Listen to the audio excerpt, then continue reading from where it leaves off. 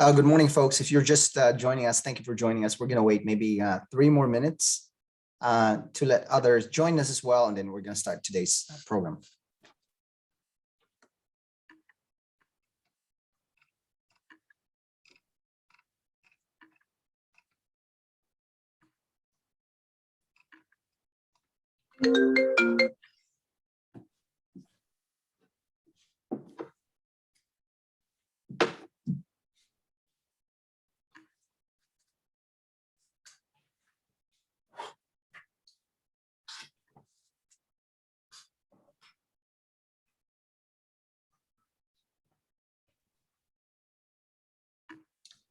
Good morning again, folks. If you're just joining us, thank you again for spending your morning with us. We'll wait maybe 3 more minutes and then we'll start.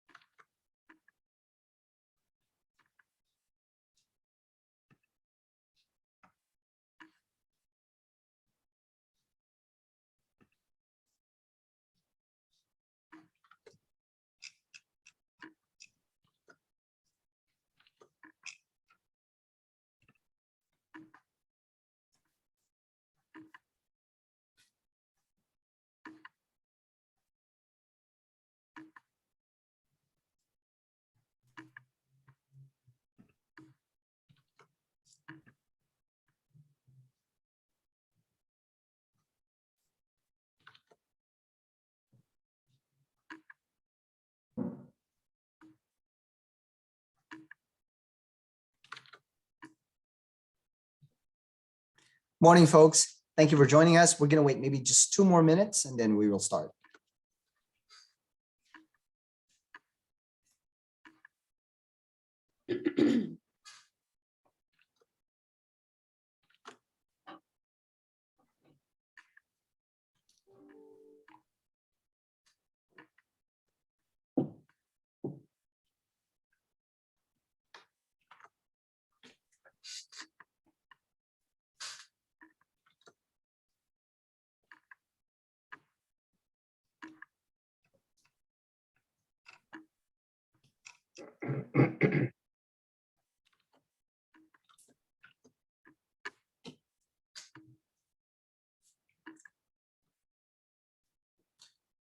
Good morning again, folks. We will wait maybe just a couple more seconds, maybe 30 seconds, something like that, and then we will start.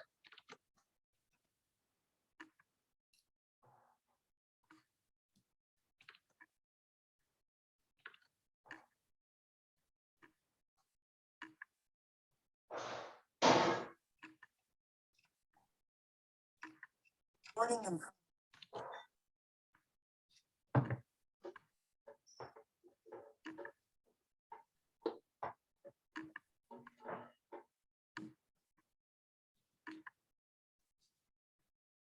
All right, I think we are ready to start. Good morning, everybody. Thank you for joining us this morning. My name is Luigi Del Puerto. I'm the former publisher and editor of the Arizona Capital Times, and I will be moderating this morning scoop. I cannot ever overemphasize the role that civic engagement plays in our grand experiment in representative democracy. A big part of civic engagement, of course, is voting. And within the last several months, questions have been raised about the integrity of our electoral system. Regardless of the arguments, the question is, what should we do to boost trust in our electoral system?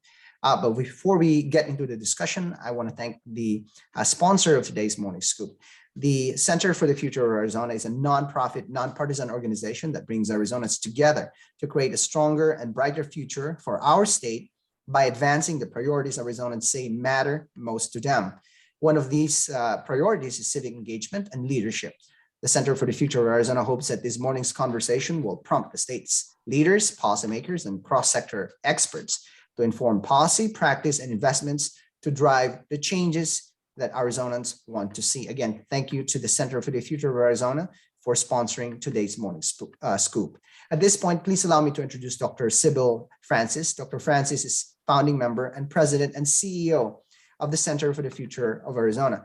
This week, in fact, she received the honor of being named a Woman Achiever of Arizona by the Arizona Capital Times. She brings her passion for creating positive change, her love of our state, and her considerable prior national public policy experience to her leadership at CFA. Prior to being named President and CEO in 2018, she served as Executive Director of CFA from 2002 to 2018, during which time she spearheaded key initiatives in education, workforce, and civic engagement, and grew the organization's impact and programs. Dr. Civil, welcome. And please share with us more about what the Center for the Future of Arizona does, and also why you've chosen to sponsor today's morning scoop. Thank you so much, Luigi. Thank you so much for that very kind introduction. And first, I want to thank you for all that you have done for our community. It's now known that you're, moving on to other pastures. And I just want to say a big public thank you to you for all that you've done for our community. You've brought such important discussions here with such grace, and I know we all appreciate you so much. And that's certainly one of the reasons we've been proud to partner with the Morning Scoop on a number of really important topics to our state. So a big thank you to you. Today is one of a number of topics that we've chosen to sponsor with the Morning Scoop. We've really tried to focus on some issues that we know are very important to the future of our state. I know this is often a public policy discussion that is very immediate, but we're very much focused on what matters most to the future of Arizona. And as you mentioned, our mission as the Center for the Future of Arizona is to bring Arizonans together to create a stronger and brighter future for our state. How do we identify the issues for ourselves and for others about what's important? We listen very, very closely to what Arizonans have to say is important to our future. And one really important way we do that is through a very important partnership we have with the Gallup organization, of course, known as the premier gold standard of public opinion surveys across the globe. We just completed a major survey, the Gallup Arizona survey that was released in the spring. And what we found through that survey across all the major issues you can imagine, education, jobs, the environment, and other issues, was that to perhaps a surprise of many, Arizonans agree on much more than we disagree on the big issues. And it's easy to lose track of what brings us together when we are so dominated by this narrative of division and partisanship. Of course, we do have differences, but I think one way to rebuild trust, as you said, Luigi, is to also recognize what does bring us together as Arizonans. So I'm very excited about today's topic. You mentioned trust in elections. I think to have trust and confidence, you have to feel your vote counts, and you have to be able to vote easily. And so we certainly found in our survey that Arizonans want that very much, despite all the discussion that's going on. So I'm very much looking forward to the panelists' discussion today, a really an outstanding group. Thank you all to all the panelists for being here. And with that, I'll just turn it back to you, Luigi. Thank you. Dr. Francis, thank you for those very kind words. I'm going to miss you and everybody in our state. And thank you again for sponsoring today's Morning Scoop. We have a great subject this morning, and we have a great panel this morning. Joining us is Corey Lorick, who is the State Elections Director for the Office of the Secretary of State. Corey became the State Elections Director in July, and she has been with the Secretary of State's office since 2019. Prior to joining the office, she worked with the FBI Cyber Division and was an attorney with the Federal Public Defender's Office for the District of Arizona. Corey, thank you for joining us. Good morning, everyone.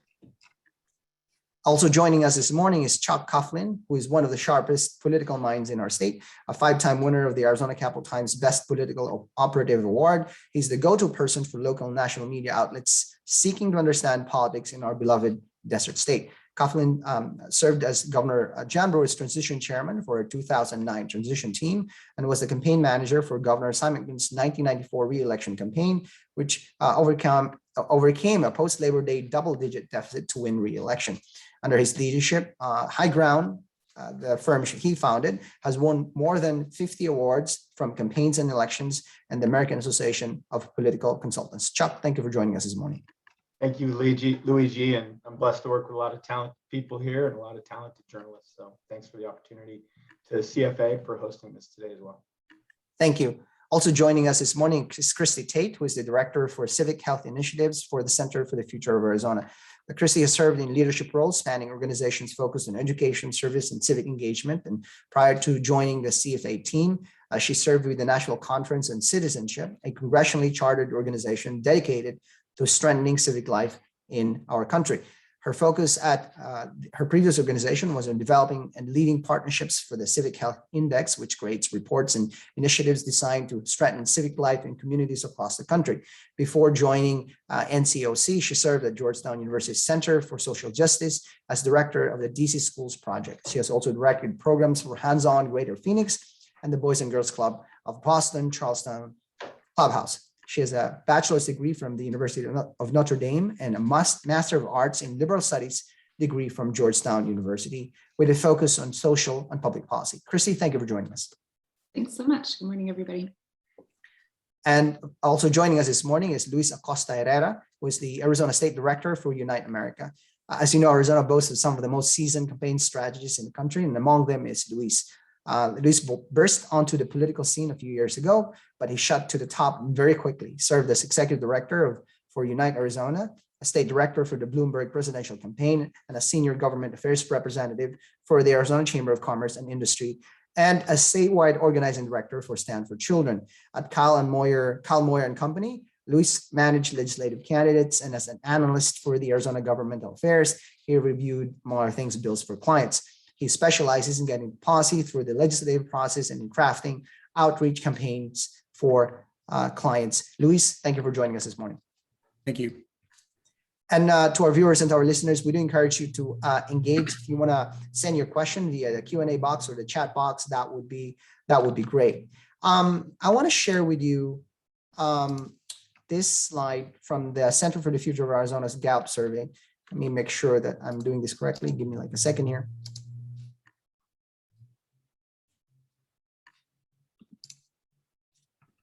Right, can you all see this? Okay, perfect. So this is a slide from, as I mentioned, the Gallup survey. And among other things, this survey looked into how much confidence, trust voters in Arizona, public in Arizona, put in our leaders. And the question is, how much do Arizonans agree or disagree that Arizona elected leaders do the following? They focus on long-term visionary planning for the future. It's 37%. Represent diverse Arizona voice is 33%. Use data to make decisions, 32%. That they work across party lines, 26%. About 28% of Arizonans agree that Arizona has strong leaders who can lead the state through tough times. Here's another slide. There's broad agreement among Arizonans about how to allow access for voting and the electoral system for citizens in our state. And so as you can see here, 79% of the survey sample agree that offering early in-person voting over multiple weeks leading up to election day is a good idea. Also offering automatic voter registration and applying for a state ID or driver's license, that's 77%. And sending all registered voters about by mail, for example, and while maintaining in-person voting options, there's also broad agreement there, 73%. These numbers are not often reflected in our political discussion, as you are well aware. So let me just start with Chuck. Chuck, when you're looking at these numbers and the broad agreements that we have on a variety of issues, and you're looking at the public policy debate, especially the political debate in this kind of very toxic environment, what do you, what comes to mind? Well, I've had the honor of talking to Dr. Francis and Christy about these very numbers and the dichotomy that it represents between the public opinion, the general public opinion, and that represents the voting electorate, and principally then again, the primary voting electorate. And the difference is who participates. Back to civic engagement. It's the primary political system is designed to turn out the very extreme parts of both parties, because you can't run as an unaffiliated candidate. You cannot have an independent candidate in a discussion in a general election environment. So what Dr. Francis and her organization are seeing is the split between the overall, what as they say, what Arizonans want out of their electoral system and the political system that's designed to produce what we have today. And that is two principal ideologically driven organizations or business with dark money combined behind it that is a a steroidal effect on the electorate and what turns out. 80% of our candidates are elected in a primary on the legislative level, congressional level, with the districts being what they are. We end up with 80% of the electorate, and then you have a statewide candidate that has to speak to everybody. So there's a very difficult balancing act for elected leaders on a statewide basis to lead legislative bodies that aren't representative of the same electorate that they have. And when you say, 80% are elected in the primaries, just to put a pin on that one, this means that the partisan electorate really gets to decide who represents their district. Because in the general election, when everybody gets a chance to vote, the disparity between the parties is so huge that, whoever is the minority party really has no chance of winning, correct? Yeah, there's only really 5 swing, or under the current auspices of the districts, which are being redrawn now, there's really only 5 swing legislative districts, and arguably only 2 congressional districts that swing in Arizona that could go one way or the other. And so that's why you say, if there's 30 legislative districts, 5 of them are swing, 80% or more of those candidates then are elected in a primary, because the general election is a given because of the representation of the district. You win the primary, you win the general. And that results in electoral conversations that have consequences. And I'm not going to reveal the candidates that I've talked to, and Luis and everybody else has talked to here, but you'll go down and talk. And literally, I've had conversations with very astute legislators on issues that I'll say, for instance, an issue outpolled, say, a gubernatorial candidate, the Republican gubernatorial candidate in their district. This issue did better than, and he or she would respond then by saying, well, it doesn't matter, because that's not the electorate that elects me. I get elected in the primary. So, because I have to respond to a primary voter, I'm not going to respond electorally to the broader electorate that the Gallup poll and Dr. Francis's organization has correctly identified as to what we want. And that in those slides is clear on all the electoral behaviors that Carrie and Christy have championed, from early voting to early, registration and those types of things, are clearly things that a broad cross-section of the public support, but are now, as a result of the latest presidential election, in the crosshairs of both parties, both the primary Democrats, who are championing broader and broader access to the ballot, and Republicans who are purporting to have conspiracy theories when we know that's a false narrative. Thank you for that, Chuck. Corey, the same question to you. When you look at these broad agreements in these areas, what comes to your mind? Right. So I think from an election administration standpoint, it's clear that people want access to voter registration and they want access to be able to vote. So Arizona does have a robust vote by mail program, but we need to look to ways to protect that program and make certain that we consider alternatives and expand access to those things moving forward as well. So speaking to Chuck's point about the primary issue, one of the things that the survey brought up was ranked choice voting. I would be curious to hear, Chuck, your thoughts on that and like where you think that might play in terms of addressing some of the primary issues that you just raised. Well, Luis and I have been talking about that. That's a thing that his organization has been championing and talking about all around the country. And I think that's something he could easily talk about as well. And well, on that note, let's go to Luis. Your thoughts. Yeah, no, thank you, Luigi, and thank you, Chuck. And I plainly agree with everything that's been said up to this point. As far as ranked choice voting is concerned, we think ranked choice voting, United America believes that ranked choice voting is a potential solution to a primary issue, but it's one piece of a bigger puzzle, right? I think to Chuck's point earlier, the issue with our legislature and some of our statewide folks who are running for office on our federal delegation is that they're elected in the primary. And so ranked choice voting traditionally only works in the general election. So the way we think about it is instituting like combining it more so with a top 4, top 5 open primary where all the candidates are listed in the primary. Your top 4, top 5 make it out of the primary, and then ranked choice voting comes in the general election, and you get candidates who have to talk to a broader coalition of folks because they're all on the ballot at the same time in the primary. So it kind of gets us away from that semi-closed primary system that's created a very partisan legislature, very partisan office holders, and puts us in a situation where we have the most pragmatic folks coming out of that primary and going into a general election with a ranked choice voting system where they have to speak to that broader electorate and put themselves in a situation where they have to respond to folks who wouldn't traditionally vote in the primary. So that's kind of the way that we're thinking about it, and some of the solutions that we've thought about for this whole issue in Arizona. And Luis, just really quickly explain what ranked choice voting is. There might be some of our audience members who may not be as familiar with ranked choice voting.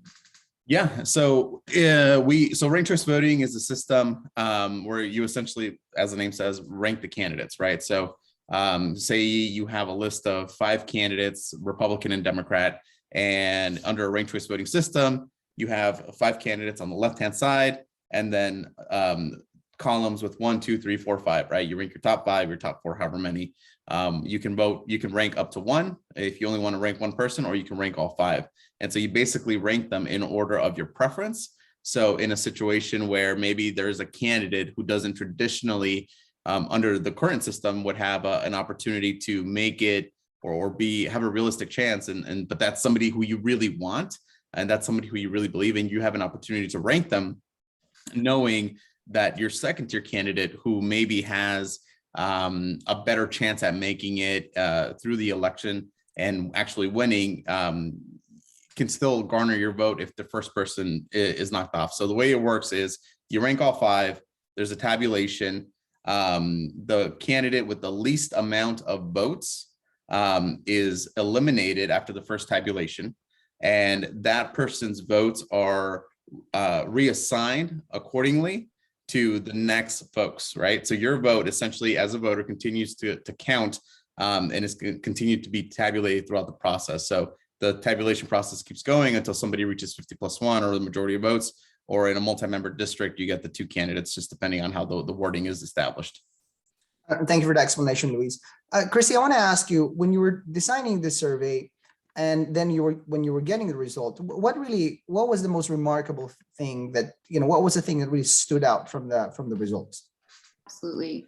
Well, I think this resounding consensus on so many shared public values and actions to drive the future of the state. So, as Sybil shared in her introduction, we have 7 shared public values that really emerged from the data, 42 actions that reach that threshold of basically having over 70% support across the state. And that means then you have strong and broad support regardless of how you slice the data. So I think for us being able to really see emerge from the data that story of the Arizona we want, and that there is that strong consensus and common ground, was really powerful. I think Chuck's points around how do we then realize, those shared public values and those priorities, and how do we move forward, points to this discussion we're having around our civic capacity. I think any number of these actions, whether it's in our election system, the Arizona support, or in education, or in jobs and sustainable future, require having strong civic health and civic capacity to be able to actually have the healthy conditions where you can have policies move forward and have decisions move forward that are in tune with those priorities. So I think it's painted a picture of having that roadmap and that agenda that Arizonans strongly support. Now the questions are building up our civic capacity and our ability to really realize, those actions and those priorities. I have to ask, how do you deal with the frustration, if you will, or disappointment, if you will, when you're looking at such broad agreement on this issue, and you're not seeing this, as I mentioned earlier, and really getting reflected in the political debate? And sometimes you see the opposite of, there's a broad agreement on, let's say, early voting and mailed-in ballots. I mean, it's so universal. And we've been doing it better than anybody because we've been doing it longer than anybody. And so when you see a broad agreement on that, on this particular aspect, and you're not necessarily seeing that reflected in the political debate, how do you reconcile? Well, I'm not necessarily reconcile that, but how do you approach that, Christy? Yeah, absolutely. Well, I think there are some really important kind of promising assets too in the data and insights that we've been able to glean that help reinforce that counter narrative. I mean, one that came from the Gallup Arizona survey was 75% of Arizonans saying they actually want to work together across difference to solve problems. So not only is there that strong agreement on what are the actions that we want as a state or I think are critical to our success, but that belief that we actually can come together and that we want to do that across difference. So that reminder that in our communities and across the board, that spirit of kind of civic participation and desire to be involved in problem solving is strong. We use a lot of data looking at through our civic health progress meters, what are the ways that Arizonans are actually engaged today, not just how they feel about our elections or how they feel about civic life, but what are they doing today? And there are some actually really promising trends in that data too for Arizona. So things like purchasing power, boycotting and boycotting products to express your values, providing help to family and friends, some of the more informal ways of engaging in community life, of making your voice heard, that I think are really important because again, those are the underlying conditions that if that civic health and those underlying conditions become stronger, our ability then to engage in discourse about what are the policy solutions and some of the other kind of systemic issues we need to address, then that becomes more possible. Right, and just to your point, and according to this survey, 3/4 of Arizonans agree that they're willing to speak with others who have different views in order to solve problems, and 8% of them, just 8% of them disagree. And I think the 8%, they're all on Twitter, and that's why you see Twitter the way it is. But I want to go to Corey. Corey, can you tell us some of the initiatives from your office, given the kind of environment that we have right now, to try and, when I say restore, it kind of connotes that people have lost trust in the system, but there is some who have indeed lost trust in the system because there have been questions, questions arose regarding the integrity of our election system. But walk us through some of the things that your office is doing to kind of regain that trust. And also, as you work in this environment, what are some of the other challenges that you see? I think looking into 2022, the greatest threat that we are focusing on is misinformation, right? It is what is spreading among the people of Arizona, undermining that trust in our election system. So what can we do as election administrators to make certain that people have accurate and reliable information and they know where to go to get trusted information, right? So they're not getting it. It's not the 8% on Twitter that they're relying upon. They know that they can go and get accurate information. So things that we're doing this coming election cycle are working on how we provide out information. In 2020, we had a very strong program. We participated in a trusted source campaign from a national organization. So we're going to continue that and promote trusted sources of information so voters know that they can go to their election administration officials, whether that's on the state level, the local level, so they know where to get that information. So we are also working on some outreach and civic engagement initiatives. Our office set up a voter advisory outreach committee. So that ran in 2020 and we're continuing it into 2022. So that helps inform us in terms of what civic engagement organizations are doing on the ground. And it also helps promote that information sharing that's so important.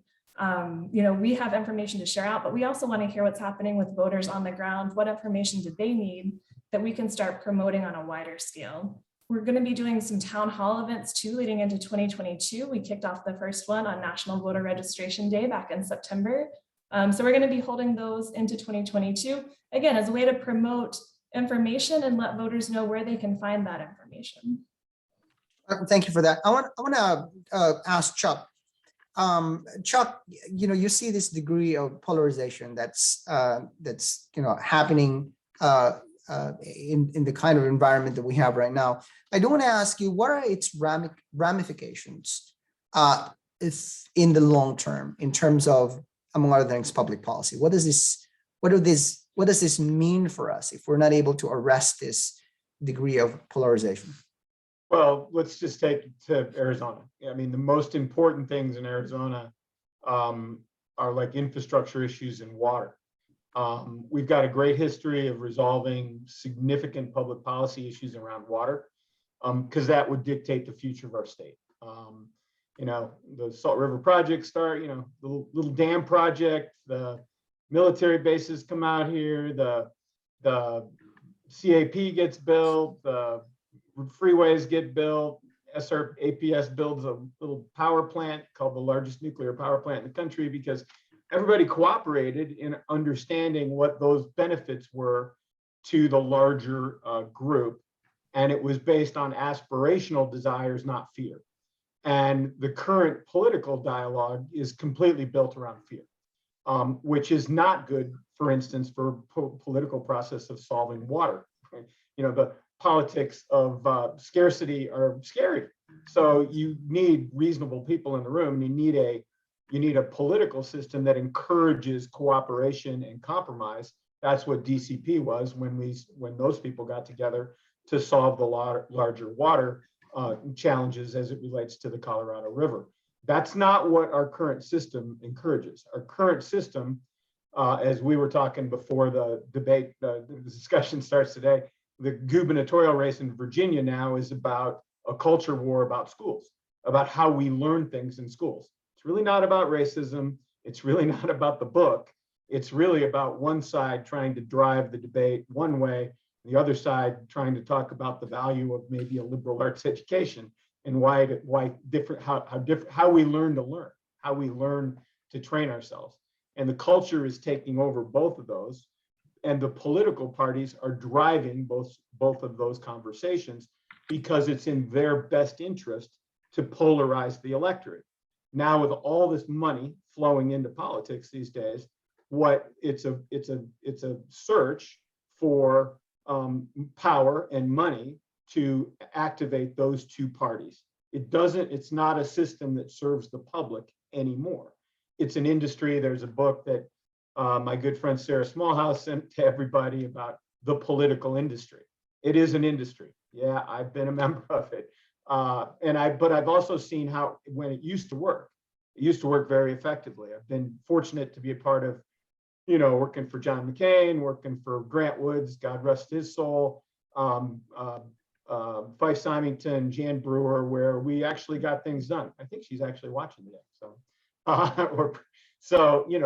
that's a fun thing where you can see, and that's when Luis wants to run for office, or Corey's conducting. It's a civic engagement, as what the senator's talking about, for a purpose. The purpose is not to fight one another. The purpose is to bring the country together around significant public policy issues that we can resolve.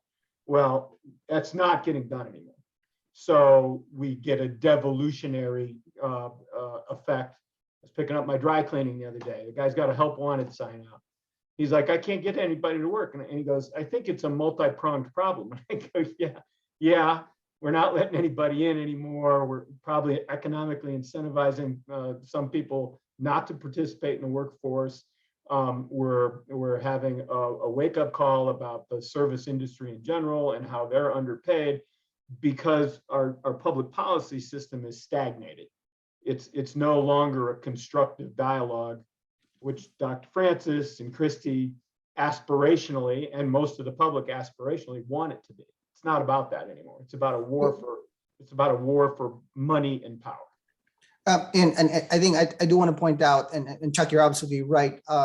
We do have, when you're looking at infrastructure and water especially, for example, over the decades, the water folks, it seems to me, at least for now, it seems to me they've been inoculated from all this toxic political environment that we have. I think when it comes to water, Arizonans understand truly the importance of the politics of scarcity, and they're trying to solve this problem. I think, kind of, Alexa mentioned, still inoculated from the this toxic political environment that we now have.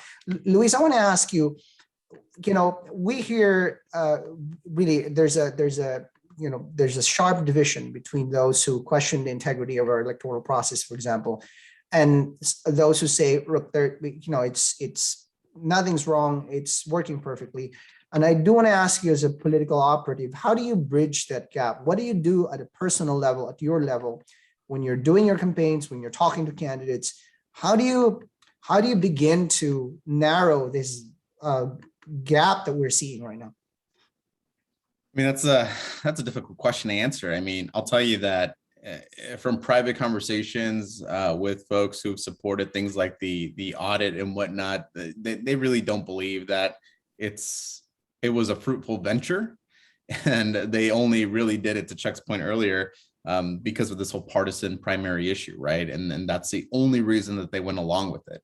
As we talk about opportunities to kind of work together and bridge that divide, I mean, we've actively looked for opportunities, and I'll tell you that looking at this past legislative session, there were 40 plus election issues that were brought forward. 18 of those we worked to kill, 13 we supported. The ones that we supported were increasing security and transparency in the system in a way that did not disenfranchise voters. That just kind of made sense. One of those examples is, for example, removing dead people from the voter rolls, right? That's, in our book, a really easy thing to just do and get along with it. It should be a bipartisan issue. But something as easy as that, for example, a simple word change from may to shall created this nexus where the Democrats actually in the legislature started fighting the Republicans about it because it was a form of disenfranchisement, right?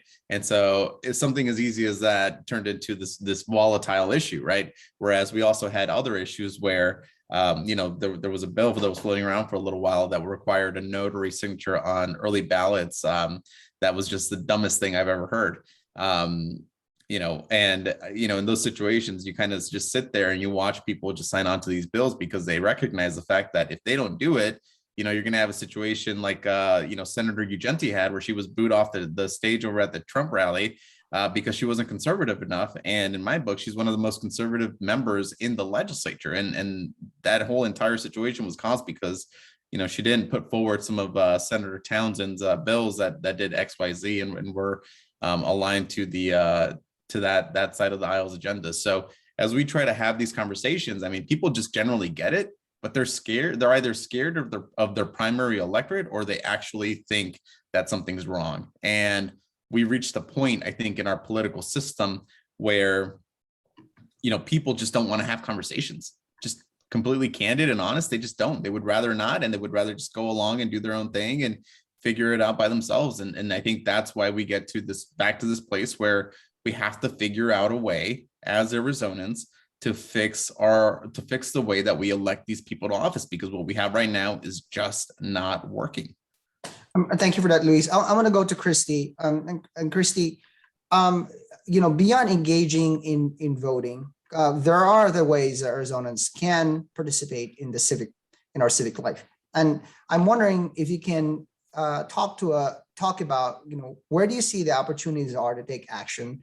Mm-hmm. On electoral reforms, yes, but beyond electoral reforms, where are the areas that we're seeing civic engagement and creating this, multiple platforms so that we can have, as the Gallup survey, I think, pointed out so sharply, we can have the kinds of discussions that truly move us forward.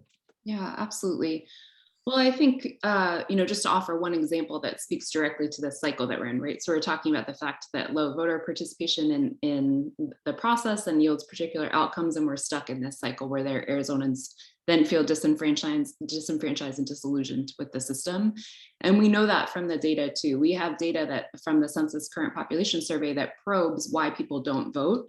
And Arizona's non-voters, between 14 and 18% of them say it was because I felt my vote wouldn't matter, it wouldn't make a difference. So when you actually let that sink in terms of the net total of potential voters that aren't participating for that reason, it speaks to what are the kind of earlier intervention points to cultivate that sense of agency and belief and opportunity to participate and make your voice heard. So one example of that is work happening with school communities across the state called participatory budgeting, where students are given a portion of their school district's budget to make decisions themselves about how to improve their campuses. So they walk through a whole process, come up with ideas, develop project proposals, campaign. They mirror the whole democratic process, and then they all get to vote, and where they vote, those dollars go. And part of why we've been really excited about this process is that it's really, it's building civic skills like collaboration and communication and all of those great things, but it fundamentally is getting to that agency and that belief of young people that you have a role to play in community, that this is the process that you go through to make your voice heard, and that there are leaders who are responsive and receptive. They're handing over control and power in the form of dollars in this case. And then students who go through that, if they're old enough and interested, can register to vote in the next election. So about 5,000 new voters have been registered through this process. And that's just one example of the kind of work where starting early at those intervention points with young people, thinking long-term about kind of this pipeline, of potential voters, of civic participants. How are we really equipping and empowering them to interrupt that cycle, to feel like they have a role to play, their vote will matter, and to ultimately then help shape the systems and conditions that make that even more possible and kind of widely accessible. So just one strategy, I think, that's working really well. That's quite interesting. Where is that? Where is this happening? Which school district? And if there are school districts that might be interested, hey, or they might not be interested, I don't know. But it seems to me like a really innovative way of getting people engaged at an early stage and developing that habit. Because at the end of the day, participating in our civic life is a habit. And how do people participate in this one? Where is this happening exactly? Which districts? Yeah, it's been really exciting work. It actually started for the first time in the country in Phoenix Union High School District, piloted in 2016. They've taken it district-wide and really engaged the whole community in the process. And we've been able at CFA to bring that out with school partners across the state. So in Chandler, in Tucson, Queen Creek, Mesa, and continuing to grow. And we're excited to take on new district partners in that on an ongoing basis. And the hope is that every student in Arizona ultimately goes through a process like that, where they are basically training, building those civic muscles and skills to be that kind of pipeline, into long-term civic life. Thank you. Chuck, yeah, go ahead, sir. So I'm looking at a bunch of questions in the chat out there. So some of these are, let's be aware, maybe forming another party isn't the right idea, because what parties do is what parties do. They're not all, Christy puts it well, this is not a civically minded organization. Parties are driven by money and power. And so the opportunity is not another party. The opportunity, as Luis's organization and others are trying to do, is open it up. And so we have that in Arizona right now. Our municipal elections are open elections. And look at that. Wow, shocking. Most municipal governments are well regarded. There's a couple cities that don't do that. But most vast majorities of cities in Arizona have open primary elections, where top run up, Phoenix, other cities. So think about that as a model. And Christy says it's happening on a local level. It's happened in other places. It's happened in Luis's organization, is aware of this. Maine has open voting. Nebraska has a more open voting system. Alaska changed their system last cycle, also adopted dark money as part of that, a ban on dark money, and adopted open voting. But let's realize why it's not happening. Well, it's not happening because it's a war. It is a significant war with the interested parties. So step into this space and be ready to be attacked, and be vulnerable, be open to learning about this, because it is a very challenging environment to change. Why? Well, here's the turnout of the election cycle. So in this election cycle, this upcoming election cycle, probably about 55% of the electorate will be 50 and older. As I'm trying to stay open, okay? I do yoga, I do Pilates, I try to do things to, go to church. These are good things. Unfortunately, as most of us get older, we don't get more experimental. We get more, I like it the way we conservative. Yeah. So, think about that in terms of trying to create change. And so that's a challenge for organizations like Luis. And so it's the nature of the electorate and the outstanding amount of opposition that you'll receive.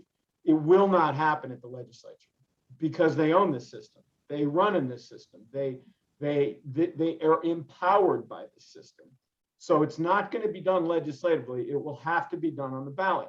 So let's think about that. There's been significant efforts at the legislature to begin to restrict the Arizonans' access to the ballot.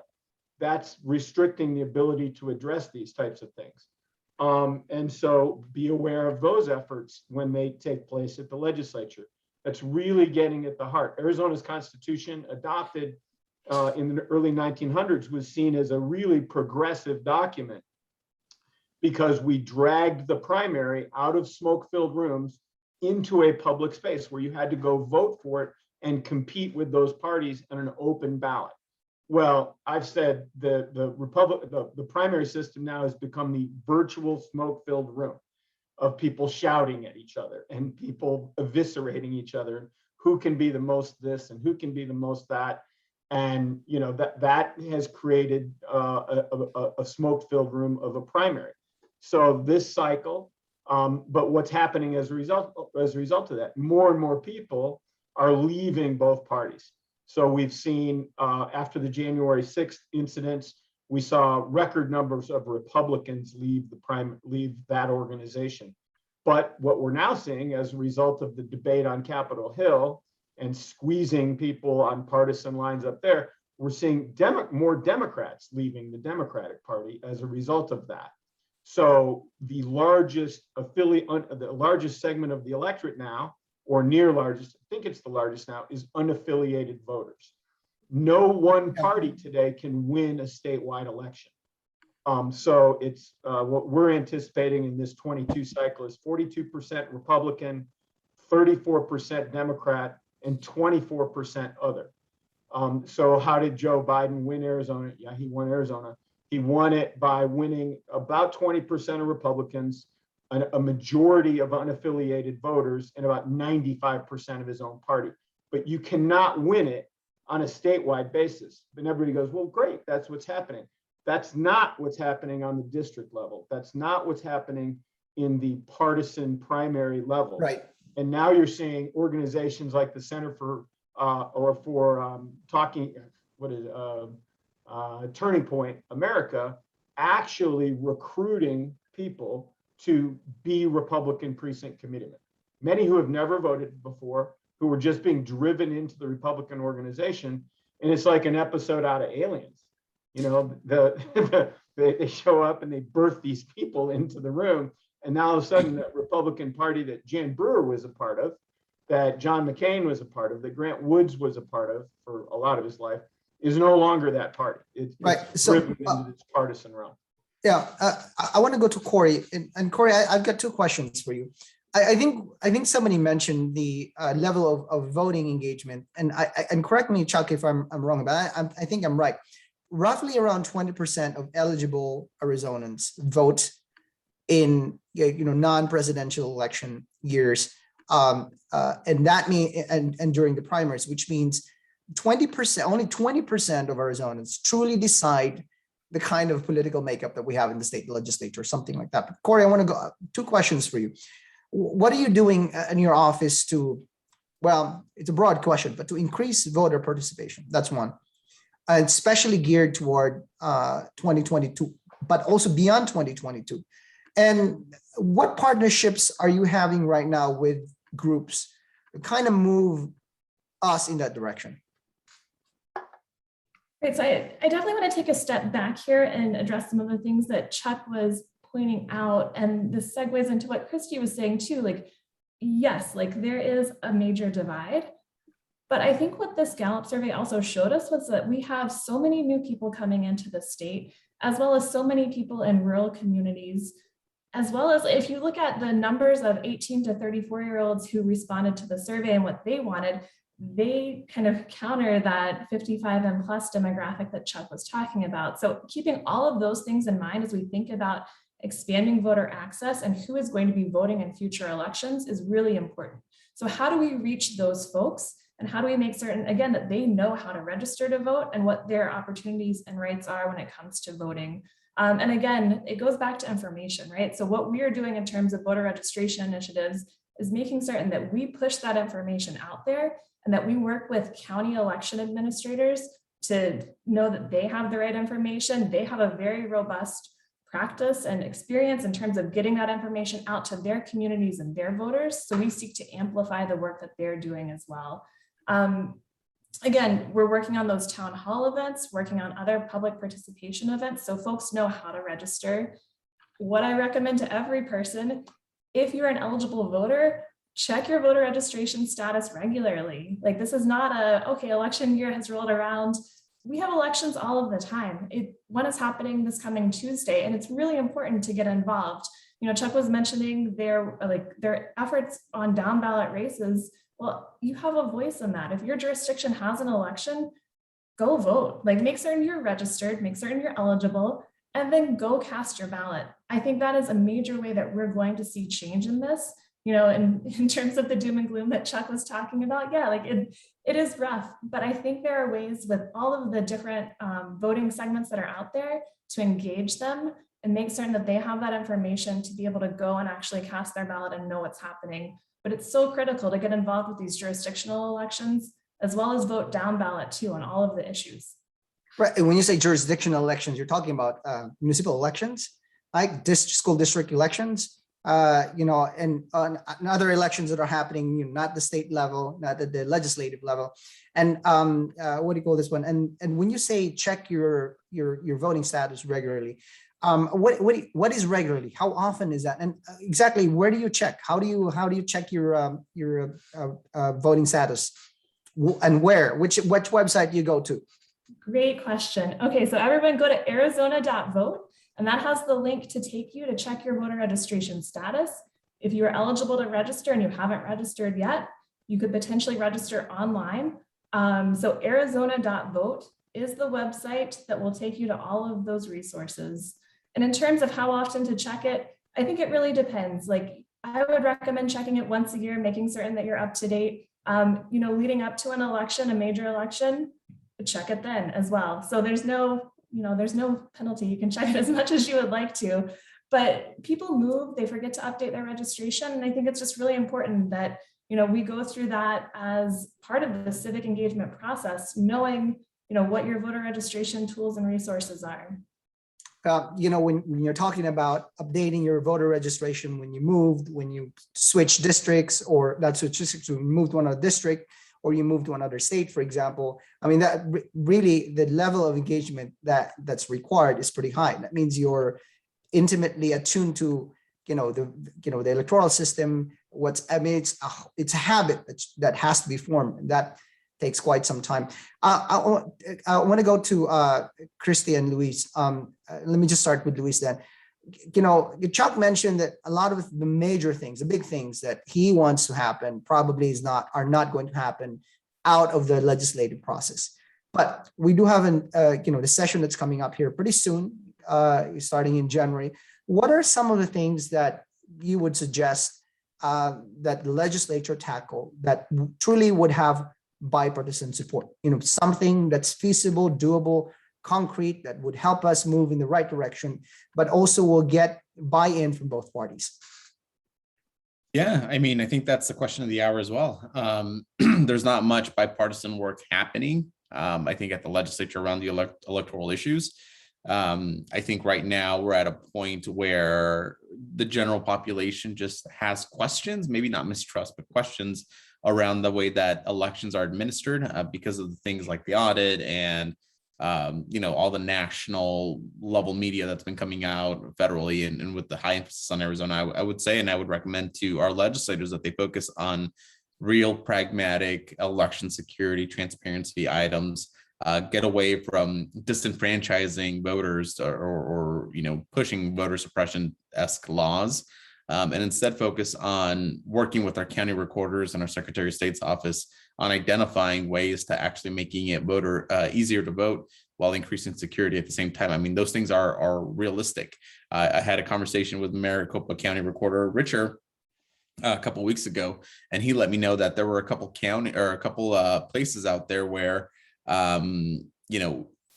your voting machines, your tabulation machines are kind of just left unsecured, and they're not behind a locked box or anything. They're not behind a locked door. So a simple law change there would be just to ensure that at the end of the night, those machines are transferred and put in a situation where they are locked behind, a secure space and have a camera on them and whatnot. I mean, that seems like a very easy slam dunk solution for everybody, right? So I would say focus on those types of things in order to ensure that we restore the public's trust in our election system, because at the end of the day, And I'll tell you from Unite's perspective, we've done a lot of research on this. Arizona has one of the top election administration programs in the entire country. There's no reason to mistrust it at this point or at any point. So let's figure out how to make it, continue making it better, because I mean, that's kind of where we're at. Thank you, Luis. And Christy, the same question to you, ma'am. I mean, what can the state legislature do, to move us forward? But something concrete. And I know Chuck's probably chuckling there, but I want to ask you nonetheless. Yeah, well, I think also about the broader community of support around these issues, right? And around the policy interventions, because I think to have a cross-sector public community of support around voter access is really critical, and around greater civic engagement is really critical. So one example of that, we launched a partnership with the Arizona Center for Civic Leadership to bring organizations who touch different parts of the civic engagement spectrum together to have more of that connected, cohesive strategy as a state. So it's everyone from— This is with the Flynn Foundation, right? The Arizona Center for Civic Leadership. Yeah, absolutely. And they've been our lead partner in really assembling this group to say, what does it look like to have a continuum of civic engagement as a state, starting in K-12 civic learning through our universities, really preparing students to be public servants, into civic leadership, into adulthood. And how do we come together as a group of partners who care about and touch those issues to actually have kind of broader public will building, around these issues, broader communication strategies, community conversations, and really a statewide strategy for what we want civic engagement to look like, what are our goals, and then how are we actually going to get there. So I think kind of that broader system and infrastructure of support and really a civic renewal strategy is going to be critical, because these pieces of whether it's electoral reform or systems reform across the board, or civic learning or civic education, they fit within that bigger puzzle. We're almost out of time. I do want to get to some of the audience questions. One of them is I think we've discussed this one, but maybe this question would kind of hone in on maybe more specific answers.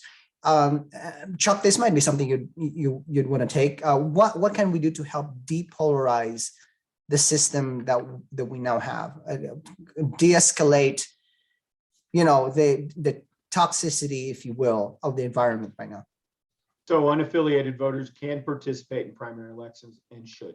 You should. So depending on where you live, if you live in a heavily Democratic district or heavily Republican district, choose that ballot in a primary. So you can participate in your views, as Christy and Corey have said. So your voice can be heard. It can be heard under the matrix which we have today.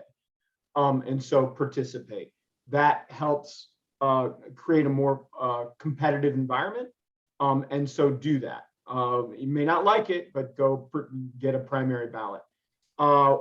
We can talk to organizations like Luis's, the Unite America, who's looking at doing things in this cycle out here. You could talk to Terry Goddard's group, who is talking about putting a dark money initiative on the ballot. Transparency is good, right? If we know who's paying for an election, paying to persuade you, that helps us build more information. What's not good is efforts to dramatically attack the current system from a technological standpoint. It is a sound system, as the current audit proved, because as Governor Brewer, when she was Secretary of State, did the Help America Vote Act, which required a paper traceable ballot back to you in an electronic system. That still exists today. That was audited. That proved the election was correct. So we have a good system. Arizona Republicans, we started it when I was a Republican. We started that in John McCain's 1992 election cycle because we wanted to help people, mostly winter visitors that were coming to Arizona, and make it easier for them to vote, older voters. We did that. We perfected it by 94. It's been a Republican turnout machine ever since that, until this cycle, when the current president cast aspirations, or the former president cast aspirations on the system. It completely destabilized the electorate then, because it used to be that Republicans overwhelmingly dominated early voting and Democrats election day voting. That flipped this time. Don't do that. Use your early ballot. It's a secure way. Request an early ballot, participate in your municipal elections, request a ballot in a primary. If you're an unaffiliated voter, pay attention, and then listen to people like Luis's organizations and others out here that have been championing this effort. The Southern Arizona Leadership Council has been a big advocate for election reform. There are people in the state, I'm probably one of them, that's probably not great news for my firm, but that's, that wants to make change, that wants to create change, but don't get discouraged because it takes a long time to create institutional change. And so hold on to the bat, listen to what's going on, go share this conversation. I thank the Center for Arizona for doing this, because anything helps broader understanding of this is super helpful, because the current debate is dominated by the aforementioned two parties who have gazillions of dollars to tell you why that anything else is bad. Thank you, Chuck. And Luis, here's one more question, and just really quickly, where has ranked choice voting been tested, and that test experiment had been successful? Yeah, I think the best place, well, I shouldn't say the best place, but one of the places where it's been tested, where it's been used for the last God knows how long, and it's actually a Republican state, is Utah. I would look at Utah as a state that runs ranked choice elections at a high level, with a lot of trust from Republicans, with a state with very similar demographics to the state of Arizona. Last election cycle, it was passed in Alaska. I think this coming election cycle will be the first time that they use it. It will be a top 4 open primary with ranked choice voting in the general system. And then I know, oh, there you go. Blake Saka just dropped it in the links in the chat box. So yeah, Utah and Alaska, go look at Utah. Thank you. And Christy, just really quickly, for some members of the audience who might want to get engaged right now with your organization, they want to partner with you, they're interested in what you're doing, they want to move this ball forward, if you will. Where do they go? Who do they call exactly? Yeah, absolutely. Please do. So we've been putting some information in the chat, but arizonafuture.org is our website where you can access the full results of the Gallup Arizona survey. You can actually take the survey itself to see how your questions track with how Arizonans responded, and then contacting me also to get involved in our civic engagement initiatives that are really driving more engagement across the board. And that's christy.tate@arizonafuture.org. But we would love to explore more opportunities to partner. Yeah, and if you could put that in the chat box as well, your email for folks to see, that would be great. And with that, I think we are out of time. I just want to thank everybody who listened, who participated, who engaged. And Christy, I want to thank you again for your time. Corey, I want to thank you again for your time. Chuck, I want to thank you again for your time. And Luis, I want to thank you again for your time. Chuck, yes, go ahead. I just want to point out to all the panelists, I think this is your last morning scoop. We're losing an Arizona gem in our friend Luigi's departing for the purple state of Colorado to do a political publication up there. We wish him the very best. He's the best of journalists for Arizona. So thank you, Luigi. You're going to make me cry, Chuck. Thank you so much for that. And yes, It's a real moment there on the morning scoop. We scooped the scoop, man. Thank you for those very kind words, and thank you to the Center for the Future of Arizona for engaging this way and having this conversation. It's been really great. I don't want to leave you with this one. I am very optimistic about our future, and I'm very optimistic, especially since I came from the Philippines. I kind of know what it's like when the systems are not working, and we do have a system that's working, or it's better than anything that I've ever seen anywhere else. And I'm very optimistic about the future. And the American people are very resilient. We always figure things out. And in the end, we always find a way. And I am very optimistic that we will find a way. And with that, I want to thank everybody. Thank you for your time. I appreciate it, and enjoy the rest of your day. Thanks, Luigi.